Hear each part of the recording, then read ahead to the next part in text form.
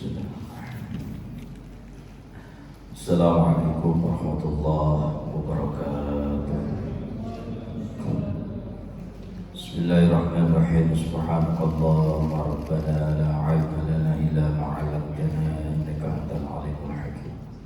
Wa tub 'alaina innaka antat tawwabur rahim wa taqabbal minna innaka antas samiul 'alim. Wa 'allimna min ladunka 'ilman nafi'an ya dzal jalali wal ikram. Allahumma aftah lana 'ilmataka wansur 'alaina rahmataka ya dzal jalali wal ikram. Walhamdulillahi rabbil alamin. Bismillahirrahmanirrahim. Alhamdulillahi rabbil alamin. Wassalatu wassalamu ala asrafil anbiya wal mursalin wa ala alihi washabihi ajma'in. Amma ba'd. Qala Allah ta'ala fi kitabil karim, a'udzu billahi minasy syaithanir rajim. Bismillahirrahmanirrahim. Ya ayyuhalladzina amanu dzkurullaha dzikran katsiran wasabbihuhu bukratan wa asila. Sadaqallahul azim wa sadaqa rasuluhul karim wa nahnu ala dzalika minasyahidin syakirin. Walhamdulillahi rabbil alamin.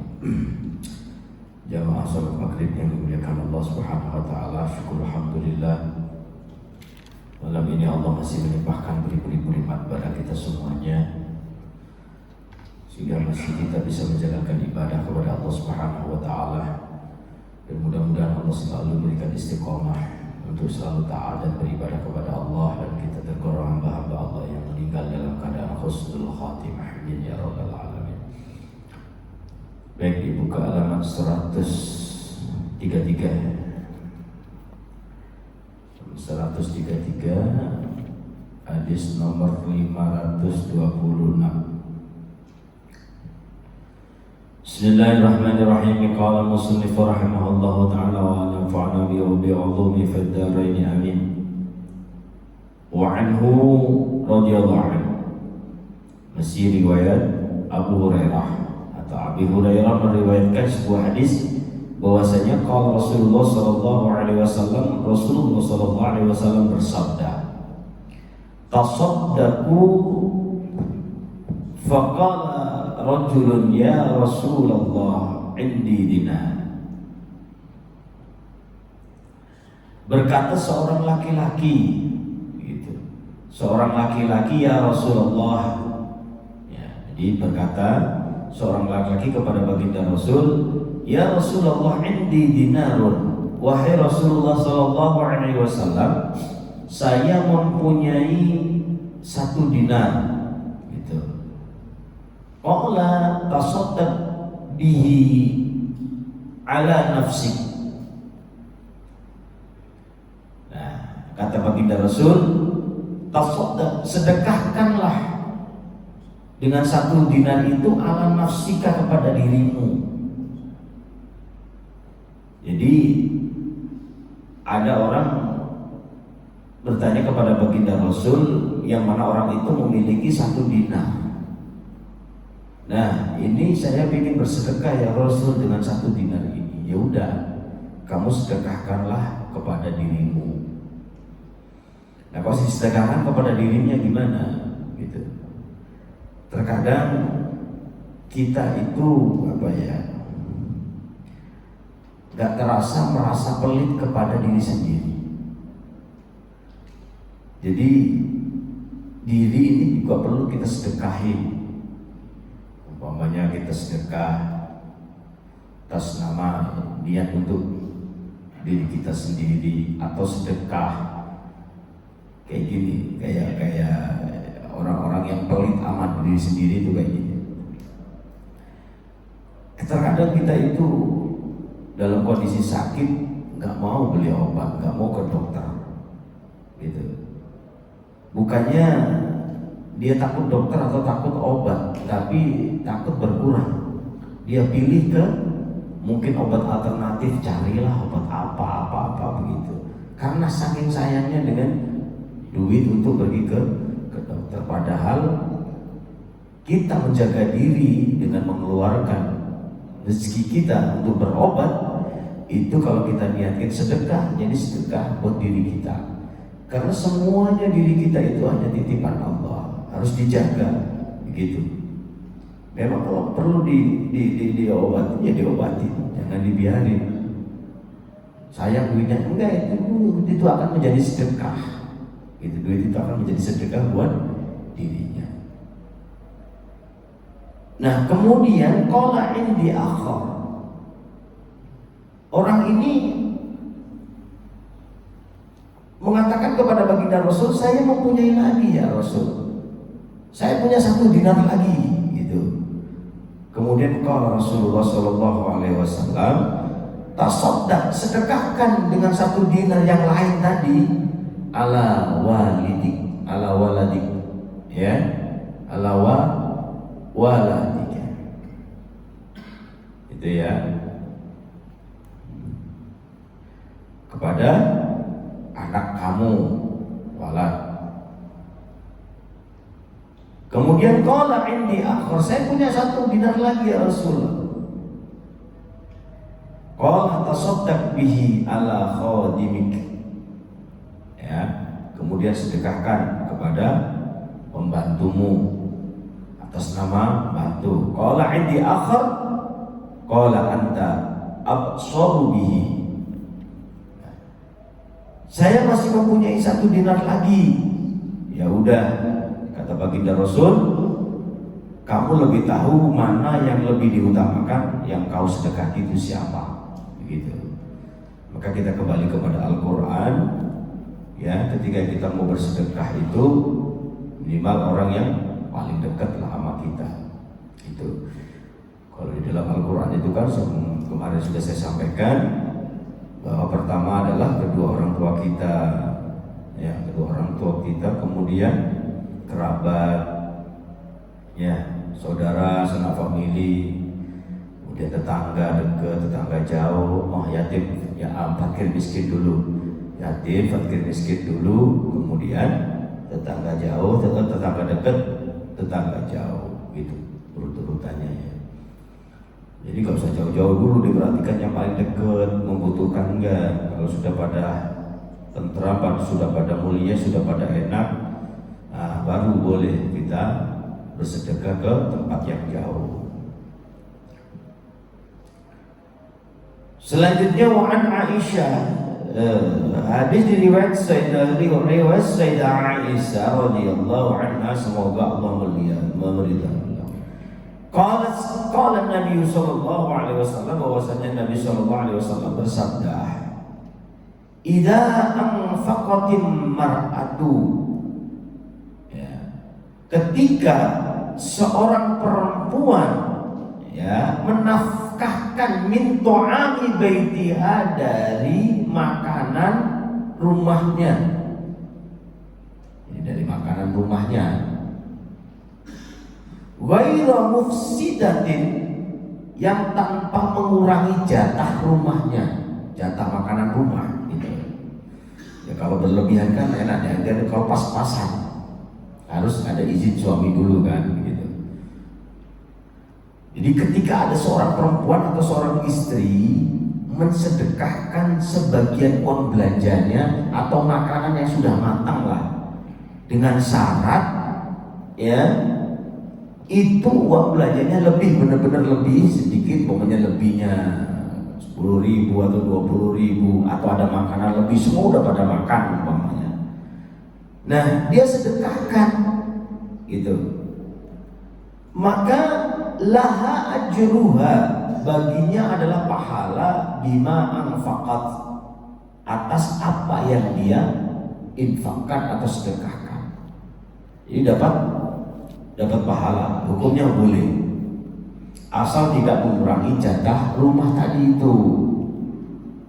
Umpamanya saking pinginnya sedekah sehingga ada salah satu keluarga yang nggak makan karena masaknya kurang, nah itu yang nggak boleh. Yang penting ada lebih begitu. Apalagi istri yang cerdas, umpamanya kasih uang belanja 100.000, masak masih sisa 20.000, masukin kotak amal, ya boleh. Ya itu kan pinter-pinter aja istrinya gitu ya. Yang penting semua itu cukupin, satu keluarga pada makan semuanya, begitu, nggak berkurang. Kalau kurang, nah ini berarti nggak boleh, kita harus izin dulu. Karena nanti di salah satu keluarga kita nggak ada yang makan, nanti jadi masalah begitu. Kemudian wali zaujiha ajruhu bimaktasaba, sampai suaminya juga dapat pahala atas perbuatan tersebut. Gitu. Jadi suaminya juga dapat. Ya, maka apa yang dilakukan seorang istri, walaupun itu hanya sedekah, ya, dengan uang lebih dari uang belanjanya atau makanan lebih dari makanan rumahnya, maka suaminya pun dapat pahala, padahal itu istri yang melakukannya.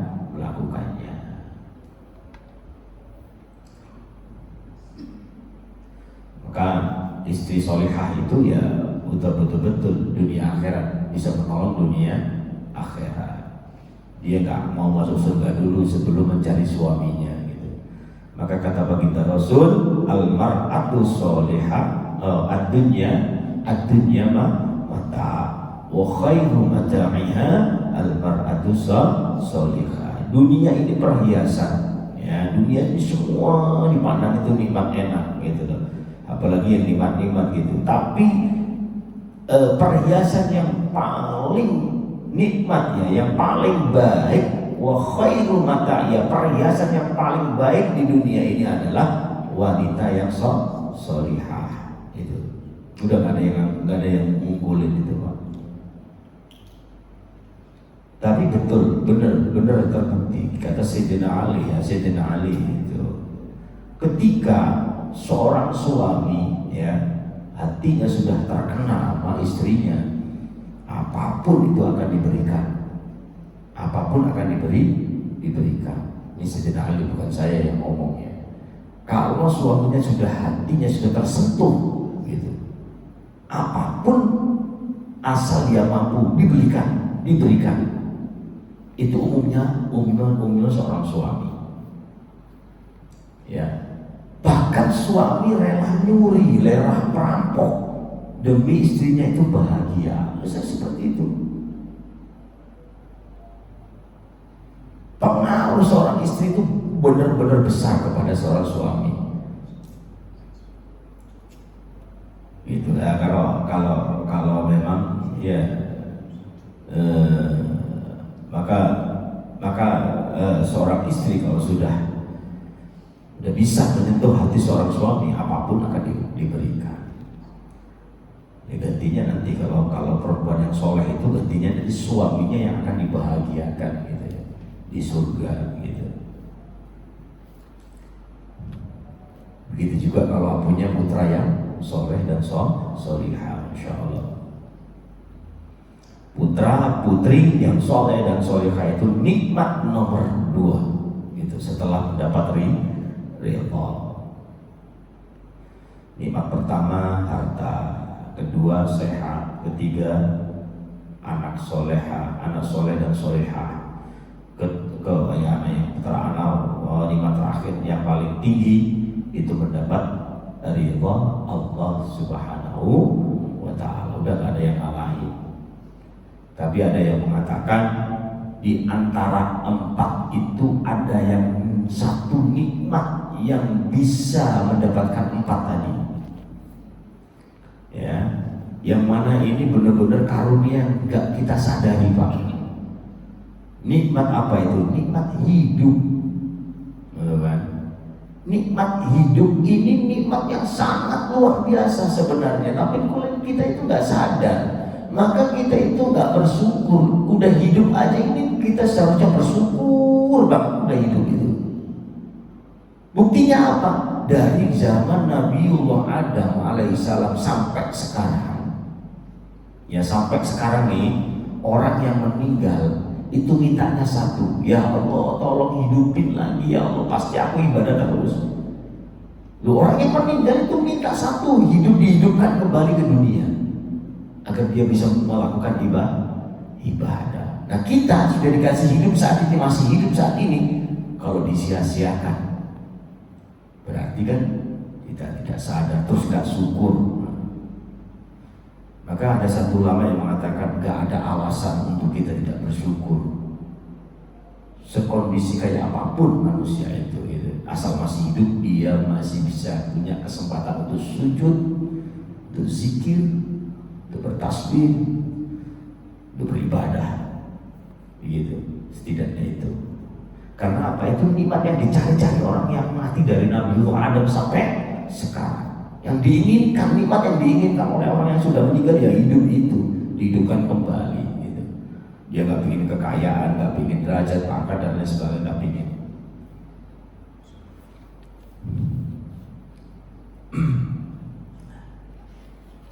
Baik, kemudian walil khadimi, bahkan seorang pembantu pun dapat pahala atas perbuatan istri yang mensedekahkan sebagian rezeki itu tadi.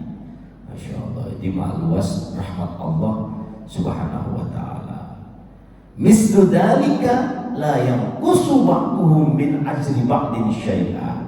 Pahala yang diberikan kepada istri, suami, pembantu atau keluarga yang ada di situ, itu masing-masing tanpa mengurangi pahala istri yang melakukan kebaikan tadi. Sedikit pun tanpa mengurangi itu. Ya, itu jadi itulah ketika seorang suami atau seorang istri melakukan sebuah kebaikan, satu keluarga dapat. Selanjutnya wa'an Abi Sa'id Al-Khudri radhiyallahu anhu qala ja'at Zainab imra'at ibnu Mas'ud faqalat, datang seorang perempuan yang bernama Zainab, ya, imra'at ibnu Mas'ud faqalat, ya Rasulullah, berkata kepada baginda Rasulullah, innaka amartal yauma bis shadaqah, sesungguhnya engkau telah merintahkan kepadaku di hari ini untuk bersedekah. Itu kata Zainab tadi. Wa kana indi khuliyul li fa'aradtu an atasaddaqa bihi. Saya memiliki perhiasan. Nah, saya menginginkan agar perhiasan ini saya sedekahkan ya Rasulullah. Namun Faza'ama ibnu Mas'ud, suaminya, berpendapat bahwa sedekah kepadaku, ya, dan kepada anak-anakmu itu ahakun, lebih berhak, lebih baik, ya, man atasaddaqu bihi alaihim.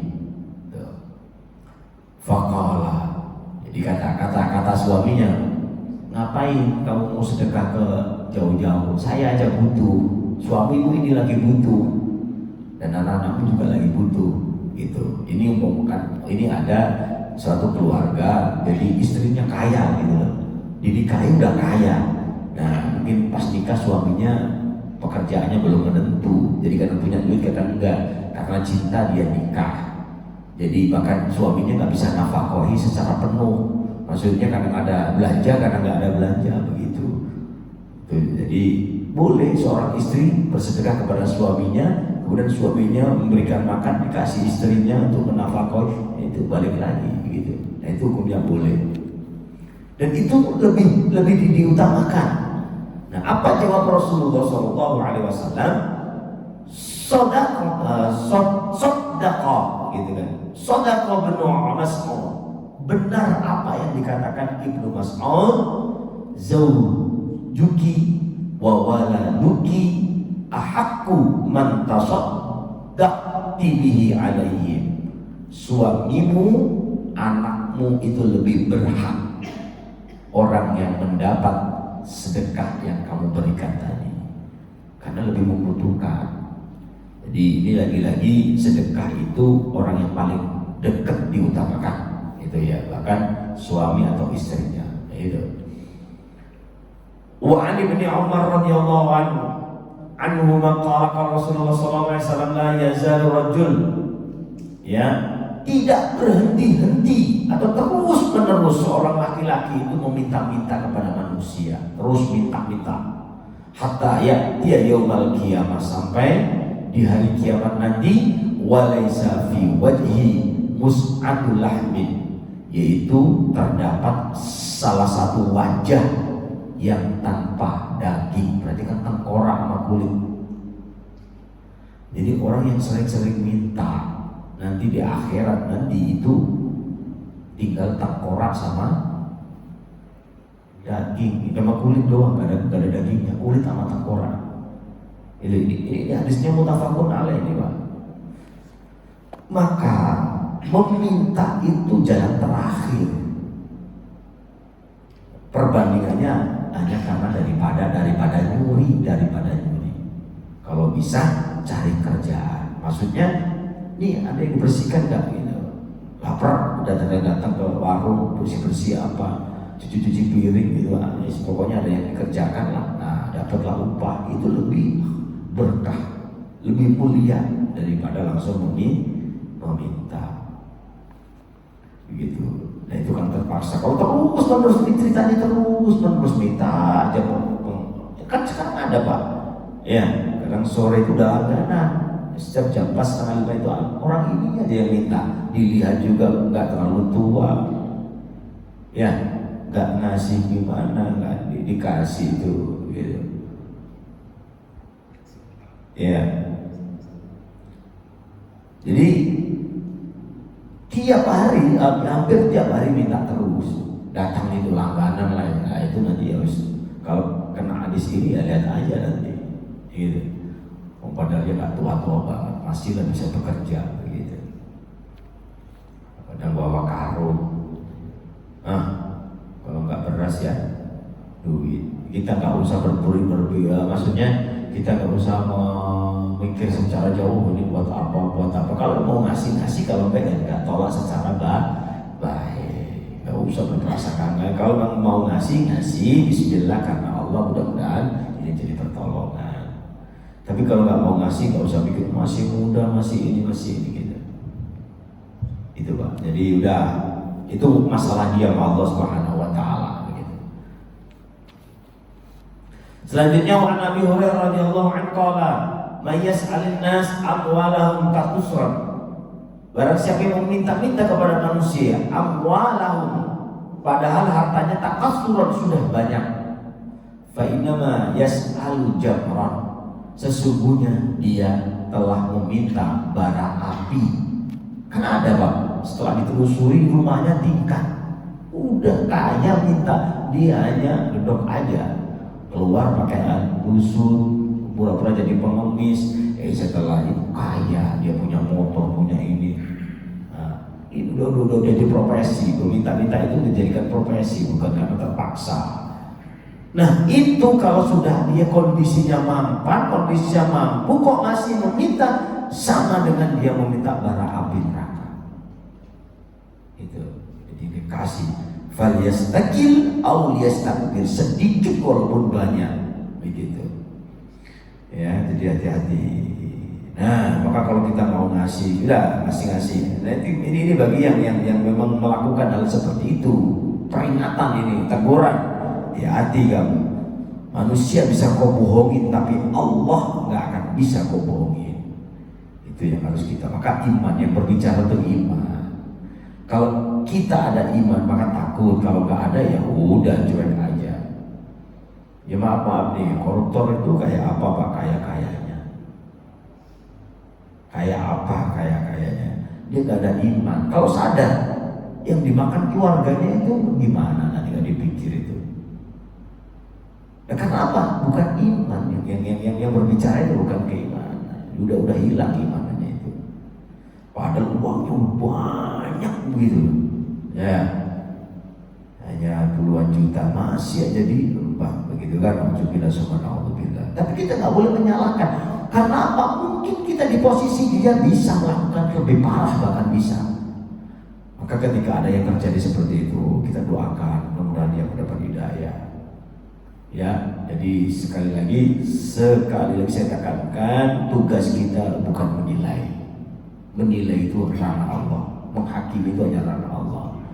Begitu, menghukum itu sunnah Allah SWT. Kita hanya mengingatkan, tugasnya mengingatkan, mendoakan agar dia menjadi yang baik, mendapat hidayah. Ya itu kan pernah ditegur, Rasulullah ditegur gara-gara apa? sama Allah. Gara-gara mendoakan keburukan kepada orang yang membunuh 40 penghafal Quran. Rasulullah udah namanya manusia biasa, emosi. Yang disuruh diperintahkan Rasulullah SAW 40 penghafal Quran dibunuh semuanya. Langsung doa Rasulullah, ya Allah yang membunuh nih, dihancurkan aja lah yang membunuh itu. Tapi kata Allah, dah doakan aja agar mendapat hidayah. Nah itu salah satu asbabul wurud adanya apa ya, kunut, doa kunut nazilah begitu. Nah begitu Pak ya. Jadi kita boleh, hukum itu boleh itu kita terapkan, tapi kalau kita hukum itu diambil dengan emosi udah beda nantinya. Yang jelas ketika orang itu berbuat buruk, kita nggak mampu menghakimi, nggak mampu memberikan hukuman, udah kita doakan, nggak usah kita celah-celah begitu, doain mudah-mudahan dapat hidayah. Ada bagian sendiri yang memberikan hukuman, yang mengadili itu ada bagiannya sendiri-sendiri. Nah terakhir,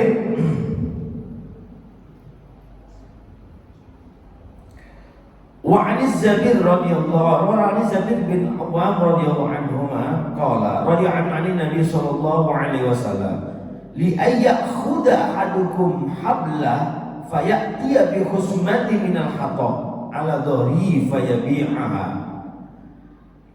Sesungguhnya engkau mengambil di antara kalian tali, hablan itu tali ya. Fayati, maka engkau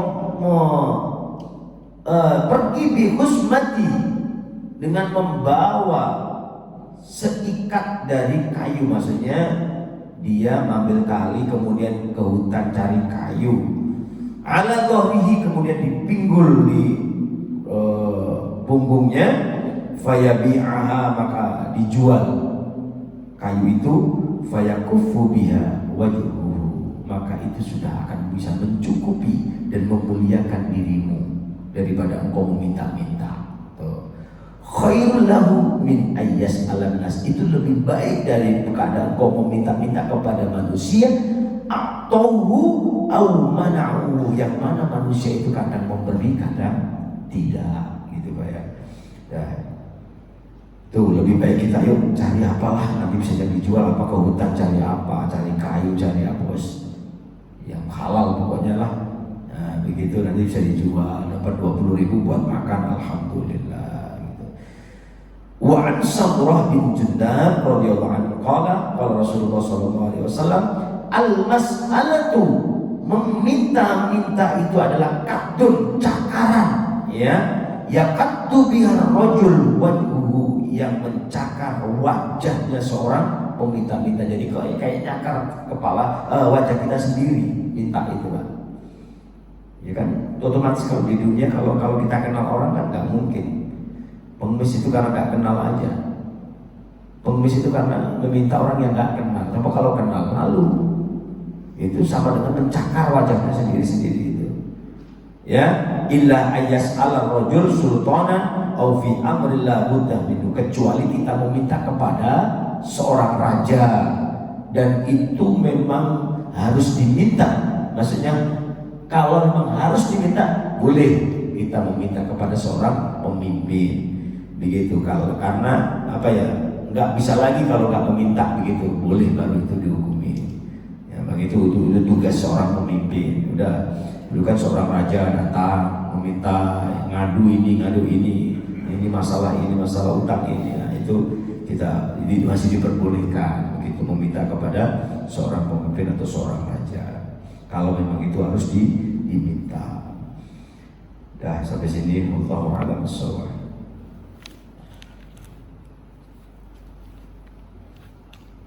Ada pertanyaan?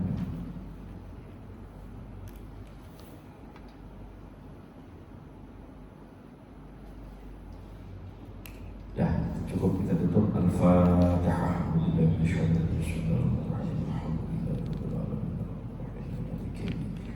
إياك نعبد وإياك نستعين اهدنا الصراط المستقيم صراط الذين أنعمت عليهم غير المغضوب عليهم ولا الضالين